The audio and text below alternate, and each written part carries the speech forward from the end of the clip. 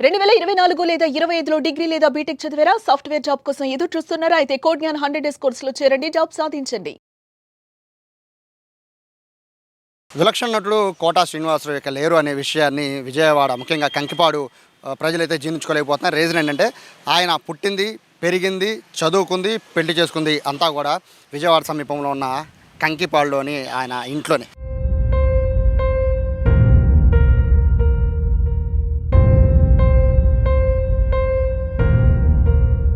ప్రస్తుతం నేను ఇంటి దగ్గర ఉన్నాను కంకిపాడులో. ప్రస్తుతం నా వెనకాల చూడొచ్చు కంకిపాడులో కోటా శ్రీనివాసరావు పుట్టి పెరిగిన ఇల్లు ఇది. అయితే ఇంటికి కూడా ఆయన వాళ్ళ నాన్నగారు పేరు పెట్టుకున్నారు, కోటా సీతారామాంజనేయులు డాక్టర్. ఆయన పేరు పెట్టుకున్నారు. ఇక్కడ ఎవరిని అడిగినా కూడా కంకిపాడులో ఎవరిని అడిగినా కూడా కోటా గురించి చాలా గొప్పగా చెప్తూ ఉంటారు. సో కోటా ఇల్లుని ఇప్పుడు చూద్దాం. బేసిక్గా ఇక్కడ ఇల్లు లేదు, ఎందుకంటే ఆయన పెళ్ళైన తర్వాత ఆయన ఇక్కడి నుంచి హైదరాబాద్ వెళ్ళిపోయారు. ఇక్కడున్న ఇంటిని, ఆయన పుట్టి పెరిగిన ఇంటిని, అలాగే అన్నదమ్ములు అందరూ కూడా ఇక్కడే పుట్టి పెరిగారు. ఆ ఇంటిని పడేసి మళ్ళీ ఒక పెద్ద ఇల్లు కడదామని ఆయన ఆలోచన చేశారు. కానీ ఆయన ఆలోచనలో మాత్రమే ఉండిపోయింది. ప్రస్తుతానికైతే ఇల్లు లేదు, కానీ లోపల కొంతమందిని అయిన వాళ్ళని, చిన్నప్పటి నుంచి అదే ఇంట్లో పుట్టి పెరిగిన వాళ్ళని ఈ ఇంటికి వాళ్ళు ఏంటంటే ఒక కేర్ టేకర్ల కింద చుట్టూ, అంటే ఈ స్థలానికి కానీ లేదా ఆయన ఉన్న ఒక పెద్ద రేకుల షెడ్ ఉంటుంది, మొత్తానికి కూడా ఇక్కడ కేర్ టేకర్లుగా కొంతమంది నియమించుకున్నారు. వాళ్ళే ప్రస్తుతం ఇక్కడ ఉంటున్నారు. వాళ్ళతోనే మాట్లాడదాం, అలాగే చుట్టుపక్కల ఉన్న ప్రజలతో కూడా మాట్లాడదాం. కోటా శ్రీనివాసరావుకి కంకిపాడుతో ఉన్న అనుబంధం, కంకిపాడు ప్రజలకి కోటాతో ఉన్న అనుబంధం ఎలాంటిదో ఇప్పుడు తెలుసుకుందాం.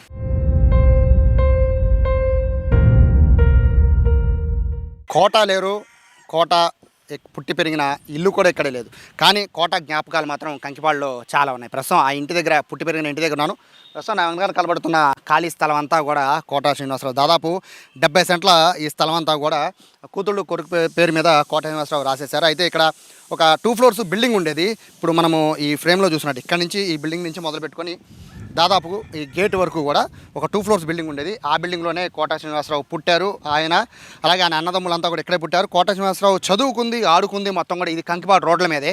అలాగే ఆయన చదువుకుంది, పెళ్ళయింది, అలాగే పెళ్లి తర్వాత ఉద్యోగం చేసింది కూడా ఇక్కడి ఇంటి నుంచే.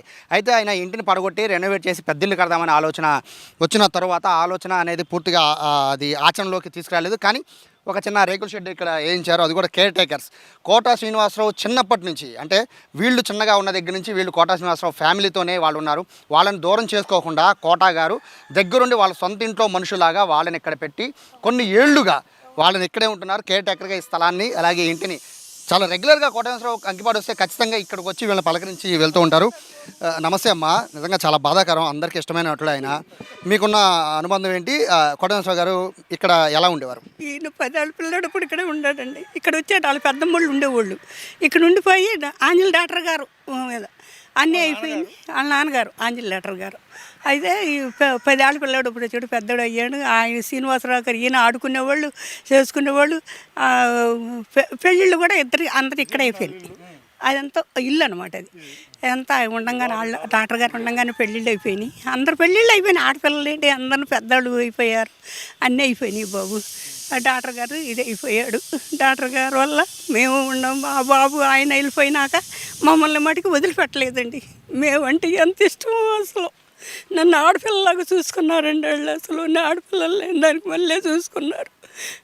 అటు పని బాబు, ఇంత జరిగింది బాబు. ఇది ఆయన వెళ్ళిపోతున్నాకు చాలా బాధగా ఉంది బాబు. అసలు నన్ను ఆడపిల్లలాగా అన్నదమ్ముడులాగా ఉన్నాడు బాబు. నాకు ఇంటికి వెళ్ళబుద్ధి కట్టలేదు బాబు. అసలు ఏం చేస్తారు ఏంటో మరి. ఇదంతానేమో కొడుకు రాసేసాడు, మనవడికి. ఇవన్నీనేమో కూతుళ్ళకి రాసేసాడు. చెప్పాడు నాకు ఇటు రాసేసాను పుష్పవతి, అడిగి ఎవరికి ఇబ్బంది పడకుండా నేను ఉండాలి అని రాశానని చెప్పాడు.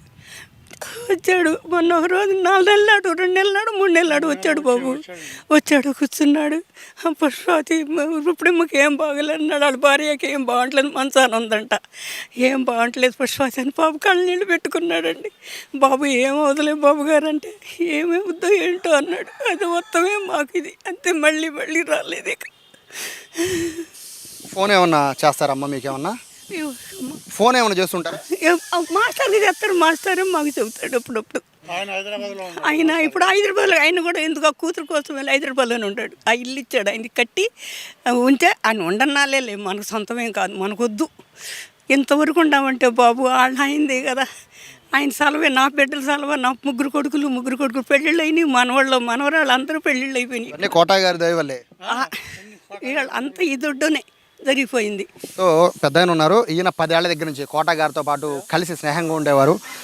మిమ్మల్ని చిన్నప్పటి నుంచి కలిసి ఉన్నా కూడా మిమ్మల్ని వదులుకోకుండా ఇంత పెద్ద స్థలానికి కంకిపాడి సెంటర్లో, సో ఇక్కడ మిమ్మల్ని ఇక్కడే ఉంచి ఒక షెల్టర్ నుంచి మీ పిల్లల పెళ్ళిళ్ళు, మనవల పెళ్ళిళ్ళు అన్నీ కూడా చేశారు కదా. సో ఎలా ఉండే చిన్నప్పటి నుంచి కోటా గారు ఎలా ఉండేవారు? అయ్యా, మేము కులానికి మంగళమైన వారు బ్రాహ్మణులైనా ఒక అనాథములాగా ఇంట్లో అనాథములు ఎలా ఉంటారో అలా ఉండేవాళ్ళు, తిరుగుతూ ఉండేవి. అంతేగాని నువ్వు దూరం ఉండాలని సమస్య లేదు.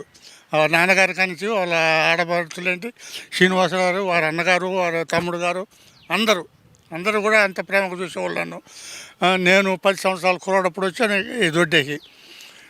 తర్వాత మా అమ్మ చచ్చిపోయారు. చచ్చిపోయిన తర్వాత ఇక తాతగారే పని చేస్తా ఇక్కడే ఉండిపోయాం. ఆ తర్వాత ఈయన చదువుకుంటూ ఉండేవాడు అప్పుడు శ్రీనివాసరావు.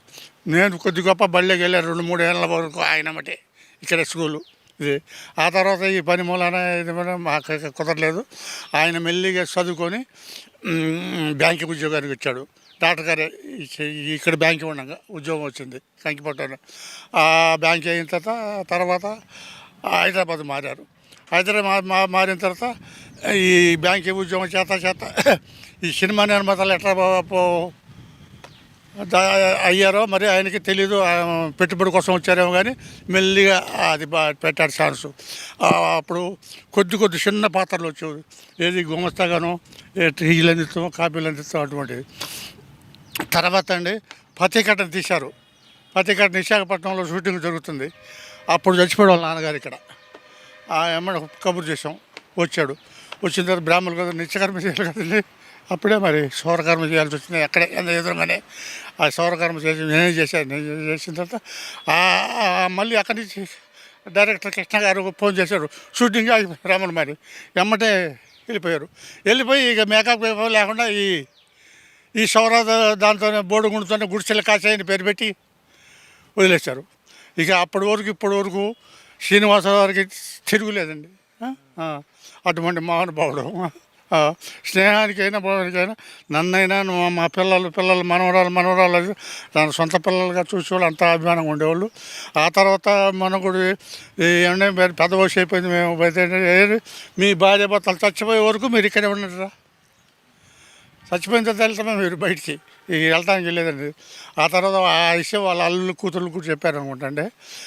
తర్వాత ఇక ఆయన వెళ్ళిపోయాడు. ఇప్పుడు మరి మా సంగతి ఏంటో ఇక దేవుడే ఉంటాడు. ఇక అటువంటి మనిషి ఇక మాకు ఉంటాడంటే ఆయన మా పని అయిపోయింది. అయ్యా ఇప్పుడు అప్పుడంటే మీకు తెలియదు, చిన్నప్పటి నుంచి కలిసి పెరిగారు కాబట్టి కోటా గారు ఇంత పెద్ద ఆర్టిస్ట్ అవుతారని, మొత్తము భారతదేశంలోనే ఒక టాప్ యాక్టర్ అవుతారని కానీ ఇవన్నీ మీరు ఊహించుండ్రు.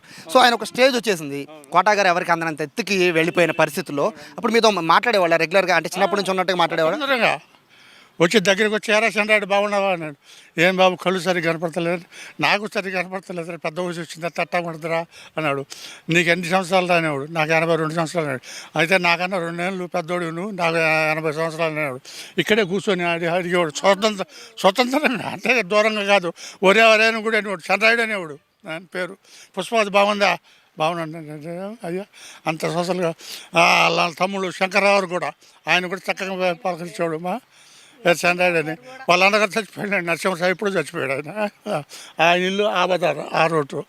ఈ శ్రీనివాసరావు మొన్నటి వరకు కూడా నన్ను అంత అభిమానంగా చూశాడండి. ఇక దేవుడు దేవాబాయ్. ఇప్పుడు అంత పెద్ద యాక్టర్ కదండి, చుట్టుపక్కల వాళ్ళు ఆయన బేసిక్గా ఆయన అపాయింట్మెంట్ కోసమే నిర్మాతలు ఎదురు చూసిన పరిస్థితి ఒక టైంలో. ఇప్పుడు ఆయన ఆరోగ్యం బాగా కొంతకాలంగా ఇంట్లోనే ఉంటున్నారు. సో మన రీసెంట్గా కూడా వచ్చారంటున్నారు కదా, వచ్చినప్పుడు ఏం చెప్పారు? ఏమి చెప్పారు? జాగ్రత్త అని చెప్తాను. అయితే కాకపోతే ఈ దొడ్డంతా అయ్యా, ఇద్దరికేమో కూతుర్లకేమో ఇటు రాశాను, మనవాళ్ళకేమో చచ్చిపోయిన కొడుకులకి అటు రాశాను అని ఆ విషయమే చెప్పాడు. కానీ తర్వాత ఇక వాళ్ళ ఇంటి విషయాలు పెద్దగా చెప్తాడండి. ఏదైనా బయటికి విషయం మటుకు చెప్తాడు, ఇది చేశాను అది ఎట్లా చేశాను అని. వాళ్ళకు రాశానరా వీళ్ళకి రాశానరా సమస్య లేదు చెప్పాడు. వచ్చిన తర్వాత కూడా చెప్పాడు. ఇక ఆయన ఎక్కువగా సోషల్గా ఆ బ్రాహ్మణులు కదండి, ప్రకాశ్ సార్ మాస్టర్, ఆయన చదువుకున్నాడు బాగా. ఆయనతో డీలింగ్స్గా మాట్లాడతాం. మనతో ఏదో మోటుగా ఊనే 1 మాట 2 మాటలు పోలేండి, అంటే మాట్లాడినా మిమ్మల్ని ఇంత దగ్గర తీసుకోవడం గొప్ప కదా. అదే అండి అయ్యో మన ఆ స్వయానం అన్నదమ్ముళ్ళలాగానే దగ్గరికి తీసుకొని మాట్లాడేవాడు. అంతేగాని తేడాగా నువ్వు మంగళ ఎందుకని తేడాగా చూసేవాడు కాదు. అంత మౌనబాడు ఆయన. మరి ఇక నేను ఏం చేయను, అంతకన్నా అంత నేను ఆయన గురించి చెప్పదలుచుకుని నాకేమో మాటలు రావట్లా. సో ఇది చిన్న విషయం కాదు. చిన్నప్పుడు అంటే 10 ఏళ్ల దగ్గర నుంచి, ఈయన వయసు 10 ఏళ్ల దగ్గర నుంచి అంటే 82 సంవత్సరాలు, అంటే 12 ఏళ్ల వయసు దగ్గర నుంచి కోటా శ్రీనివాసరావుతో కలిసి ఉన్న ఈయన్ని దూరం పెట్టకుండా చిన్ననాటి స్నేహితుడిగా భావించి, బంధువుగా భావించి ఇదే ఇంట్లో ఉంచారు. ఇక్కడ ఉన్న ఆస్తులు పంపకాలు చేసినా కూడా వాళ్ళ పిల్లలకు కూడా చెప్పి ఇక్కడి నుంచి వీళ్ళు వెళ్ళరు, వీళ్ళు చనిపోయేంత వరకు వీళ్ళు ఇక్కడే ఉంటారని చెప్పారంటే నిజంగా కోట గొప్పతనం తెలుసుకోవచ్చు. బేసిక్గా చాలా ప్రైమ్ ఏరియా కంకిపాడులో, అటువంటి ప్రాంతంలో వీళ్ళకి ఫ్యామిలీకి అవకాశం ఇవ్వడే కాదు, వీళ్ళ పెళ్ళిళ్ళు, వీళ్ళ కూతుళ్ళు కొడుకుల పెళ్ళిళ్ళు, మనవాళ్ళ పెళ్ళిళ్ళు అన్నిటికీ కూడా కోట గారు ఇదే ప్లేస్లో నుంచి వచ్చి వాళ్ళ సహకారం అందించడం, ఇదే ప్లేస్లో కోటగారి పెళ్ళిళ్ళు, అలాగే వాళ్ళ పిల్లల పెళ్ళిళ్ళు అన్నీ కూడా ఇదే ప్లేస్లో అవడం, ఇవన్నీ చూస్తుంటే ఈ స్థలానికి కోటా శ్రీనివాసరావు గారికి చాలా అవినాభావ సంబంధం అయితే ఉంది. ఆయన గతంలో 2-3 నెలల క్రితం వచ్చినప్పుడుగా కూడా దీని గురించి మాట్లాడినట్టుగా కూడా చెప్తున్నారు. ఇక్కడ కోటా శ్రీనివాసరావు వస్తే ఖచ్చితంగా అందరూ బాగోగుల గురించి అడుగుతూ ఉంటారు. అలాగే ఎవరికైనా ఏదైనా సహాయం కావాలన్నా కూడా కోటాకి సహాయం చేసే గుణం ఉందని కూడా చెప్తున్న నేపథ్యంలో ప్రస్తుతం అయితే కంకిపాడు మొత్తం కూడా విషాదంతో మునిగిపోయిందని చెప్పుకోవచ్చు. ఎందుకంటే ఇక్కడ కోటా శ్రీనివాసరావు అనుబంధం 1 కాదు 2 కాదు. ఆయన సినిమాల్లోకి వెళ్ళి ఆయన టాప్ యాక్టర్ అయినా కూడా ఈ కంకిపాడుని అయితే వదిలిపెట్టలేదు. రెగ్యులర్గా కంకిపాడుకు వస్తూ ఉండేవాళ్ళు. ఇక్కడ ఉన్న ఫ్రెండ్స్తో, చిన్ననాటి ఫ్రెండ్స్తో, అలాగే ఆయనతో పాటు చదువుకున్న వాళ్ళతో, అలాగే ఫ్యామిలీ మెంబర్స్తో, చుట్టుపక్కల వాళ్ళతో చాలా ఆప్యాయతగా అనురాగంగా మాట్లాడేవాళ్ళు. హైదరాబాద్ వీళ్ళు వచ్చినా కూడా అదేవిధంగా చూసేవారని చెప్పి గతంలో చాలా ఇంటర్వ్యూల్లో కూడా కోటా గారు కూడా చెప్పిన సంగతి తెలిసింది. ప్రస్తుతానికి అయితే కోటా గారు లేని విషయం, కోటా గారికి రారనే విషయం అయితే ఇక్కడ ఉన్న వాళ్ళు ఎవరు కూడా జీర్ణించుకోలేకపోతున్నారు. కెమెరా పర్సన్ కృష్ణతో సాయి, సుమన్ టీవీ, కంకిపాడు నుంచి.